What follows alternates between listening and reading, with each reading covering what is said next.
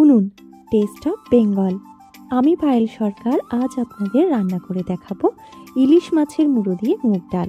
রুই বা কাতলা মাছের মুড়ো দিয়ে তো মুগ ডাল অনেক খেয়েছেন, কিন্তু ইলিশ মাছের মুড়ো দিয়ে মুগ ডাল খেয়ে কি আপনি দেখেছেন? যদি দেখেন তাহলে জানবেন যে এটা খেতে খুব সুস্বাদু হয়।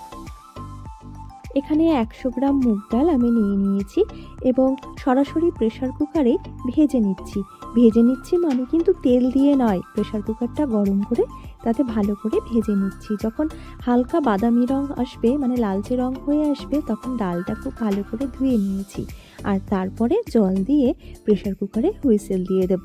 একটা হালকা আঁচে একটা হুইসেল দিয়ে দেব। আরেক পাশে আমি কড়াইতে তেল গরম করে তাতে নুন হলুদ মাখিয়ে রেখে ইলিশ মাছের মুড়োগুলো ভেজে নিচ্ছি। প্রেসার কুকারে আমি 1 বাটি ডাল দিয়েছি, আর তার জন্য কিন্তু জল দিয়েছি 1.5 বাটি। এই জলের মাপটা ঠিকঠাক না দিলে তলায় ডাল পুড়ে যেতে পারে বা অনেক সময় প্রেসার কুকারের পাশ দিয়ে জল বেরিয়ে যেতে পারে। আপনারা যারা ভিডিওটা দেখছেন তাদের যদি ভালো লেগে থাকে তাহলে অতি অবশ্যই চ্যানেলটিকে কিন্তু সাবস্ক্রাইব করবেন, আর বেল আইকনে গিয়ে অল অপশনটা অন করতে একদম ভুলবেন না।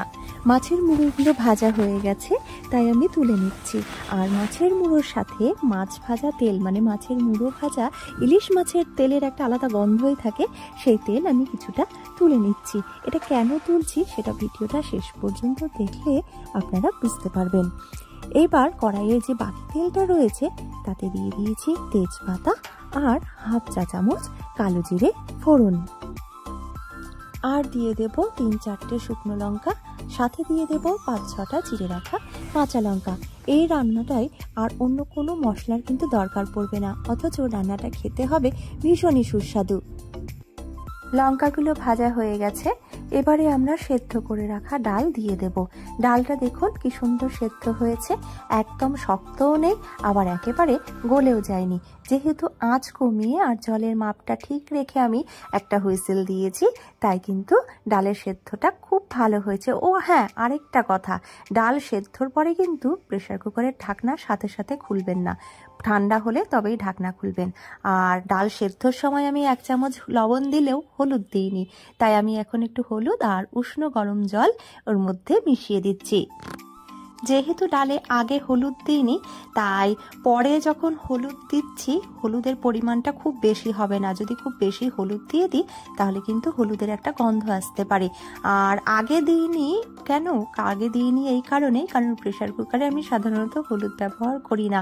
কোনোভাবে যদি ডালটা ছড়িয়ে যায় তাহলে সেই হলুদটা প্রেসার কুকার থেকে তুলতে মানে মাজতে আমার অসুবিধা হয়, সেই কারণে আমি আগে হলুদ দিইনি।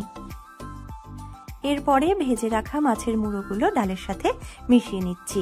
মুড়ো দেওয়ার পর কিন্তু মিনিমাম 3 থেকে 4 মিনিট বা 5 মিনিট হালকা আঁচে আমরা ডালটা ফুটিয়ে নেব। আর এই ডাল রান্নাটায় ডাল খুব পাতলা হবে না আবার একেবারে ঘনও হবে না, মাঝামাঝি পর্যায়ে থাকবে। আপনারা যারা ভিডিওটা দেখছেন তাদের যদি ভালো লেগে থাকে তাহলে অবশ্যই অনু টেস্ট অফ বেঙ্গলকে সাবস্ক্রাইব করে বেল নোটিফিকেশানে গিয়ে অল অপশানটা অন করতে একদম ভুলবেন না। ডাল ফুটে উঠলে এর মধ্যে আমি দিয়ে দিলাম 1 চা চামচ চিনি। চিনি না দিলে কিন্তু রান্নায় স্বাদ হবে না।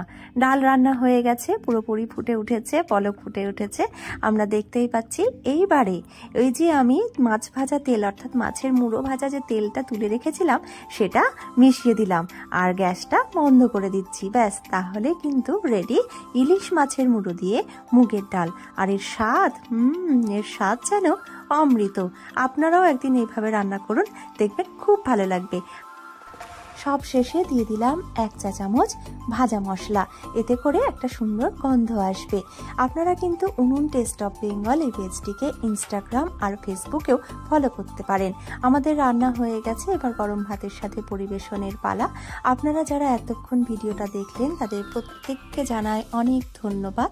আপনারা সুস্থ থাকুন, ভালো থাকুন, আনন্দে থাকুন, আর অতি অবশ্যই উনুন টেস্ট অফ বেঙ্গলের পাশে থাকুন। ধন্যবাদ।